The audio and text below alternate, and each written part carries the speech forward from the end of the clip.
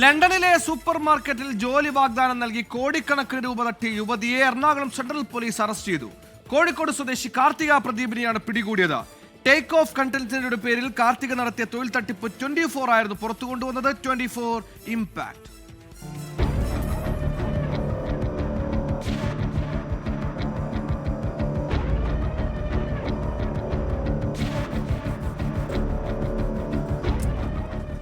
ലണ്ടനിൽ ജോലി വാഗ്ദാനം ചെയ്ത് 40-ലധികം പേരിൽ നിന്ന് ലക്ഷക്കണക്കിന് രൂപ വാങ്ങി കാർത്തിക പ്രദീപ് നടത്തിയ തട്ടിപ്പ് 24 ആണ് പുറത്തു കൊണ്ടുവന്നത്.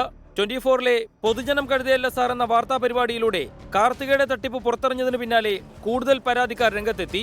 വാർത്തയ്ക്ക് പിന്നാലെ എറണാകുളം സെൻട്രൽ പോലീസ് കാർത്തികയെ കോഴിക്കോട് നിന്ന് അറസ്റ്റ് ചെയ്തു. UK-ലേക്ക് വിസ പ്രോസസ്സിംഗ് ചെയ്തു തരാമെന്ന് പറഞ്ഞിട്ടാണ് ഞാൻ ഇവരെ അപ്രോച്ച് ചെയ്യുന്നത്. പ്രോസസ്സ് തുടങ്ങി. പിന്നെ ഒരു ഫേക്ക് ആയിട്ടുള്ളൊരു ഇൻ്റർവ്യൂ വെച്ചു. ഞങ്ങൾ അന്നേരം അറിയുന്നില്ല. അധികം പൈസ ഇങ്ങനെ ചോദിച്ചു കഴിഞ്ഞപ്പോൾ ഒരു സംശയം തോന്നി.